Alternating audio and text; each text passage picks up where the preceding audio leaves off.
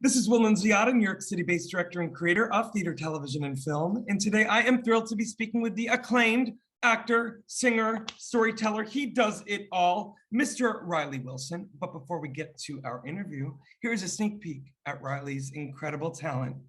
And then they form a path, and if you follow them blindly, that's where you'll find he's gone. So kiss the boy and hold his hand and travel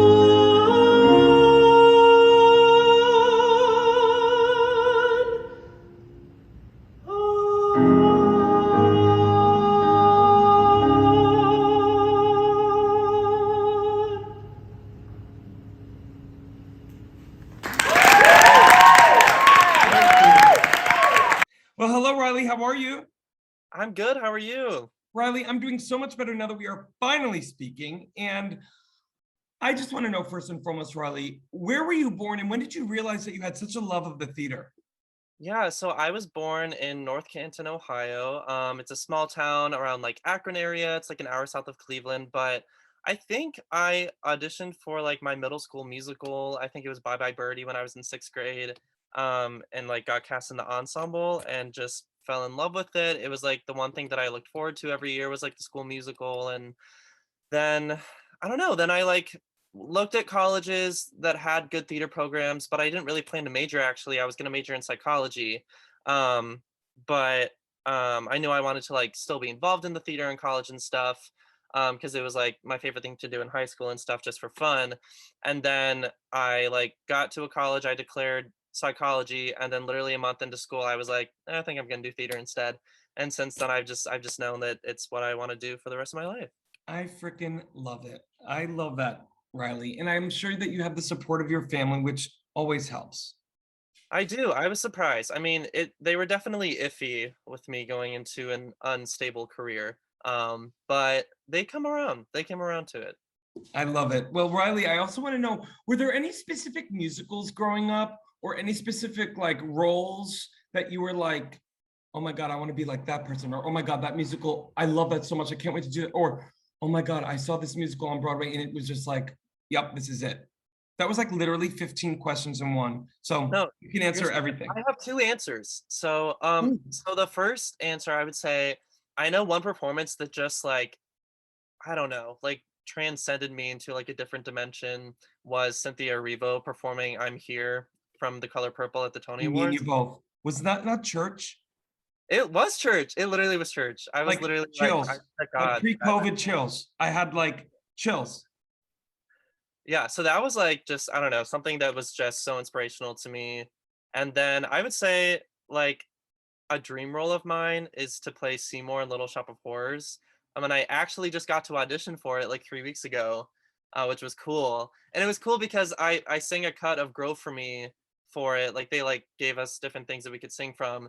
And I've been singing that song since like high school, and it was like so ingrained in me that I did it in one take. Like it was like a self tape, and it was just so cool. I don't think I've ever done anything in one take before, and I was just like, wow, that is just so ingrained in me that like I did like very little prep work. It So it was was in cool. your bone marrow. But also what I love about a role like Seymour for you, Riley, again, director talking, director hat literally, figuratively on, you could play that role like in the next like 10, 15 years. Like, you know what I mean? Hmm. Hmm. For I've sure. always wanted to be Audrey, but that's a whole other story for a whole other day. I do a great Ellen Green impression. Okay, moving on.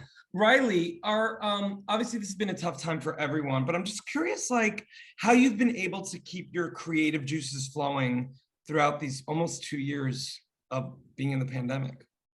Yeah, so I actually graduated theater school a semester early because I was like doing acting on Zoom is just not effective and or very fun. So I moved to New York in February of 2021, and that was when like everything was pretty much shut down and whatnot. But it was cool. I got connected with a few other recent theater college grads who were living in New York, and we did. They have this little company called NYC Street Theater, and it was fun. Their mission was like, okay, theater's down, so we're taking theater to the streets. So every week when I first moved to New York, I was kind of just like performing in the subway stations. We went to like Washington Square Park one time, the Coney Island Boardwalk. And, you know, so it wasn't like a job, but it was really cool to be able to just perform again. And we had people come up to us who would be crying and saying, "That meant so much to me that you were out here doing this today. I've missed going to the theater for so long." And yeah, it was cool. It was a very special way to create art during this time. And that's why we do it at the end of the day, right? I mean, look at, we're not in the theater business to make money. And if we do one day, God bless America.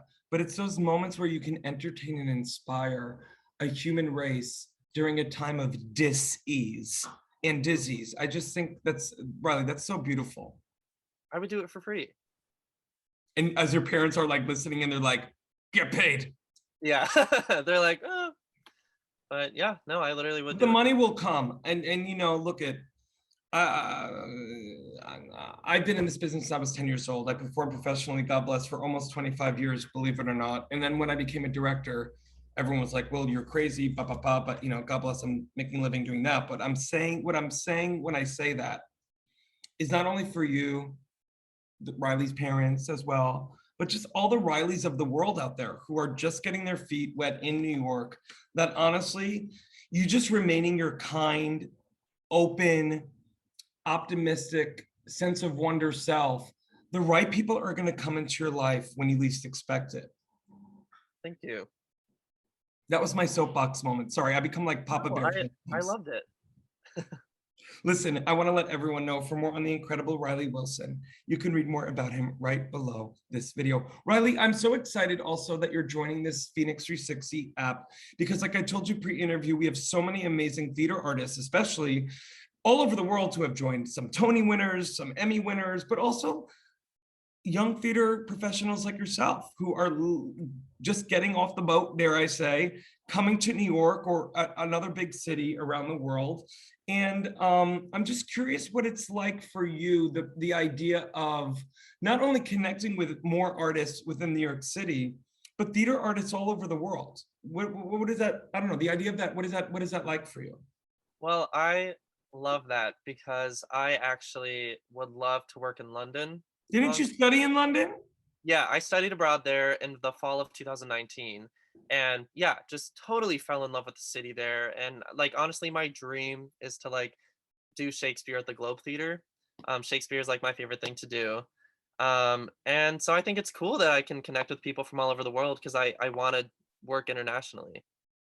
So Amen, my friend. And by the way, don't tell my husband, but I think London and New York are like now almost neck and neck. I freaking love London. Like, don't even get me started. I get it. I get it. Do you think it's, I mean, there's something about the sense of, and I'm not saying that New York doesn't, I mean, Broadway is Broadway. You'll never be able to take that away, but like London has that like that sense of history and ceremony and tradition. Do you know what I mean? Oh, absolutely. You're like, Will, I get it. Yeah, It's like, no, that's a huge thing for me. I mean, it's kind of funny because when I moved to New York, I've been like comparing it to London too much, but I'm like, yeah, I miss the history, I miss the gorgeous architecture of the buildings there and everything. Like there's some stuff in London you definitely can't get in New York. Amen. So you'll be by coastal, but with a ocean in between, and your parents, you'll fly them JetBlue. JetBlue flies to London now. So, you know, I already figured it out for your parents, how they're gonna go see you. I've been trying to figure it out too, so now I know.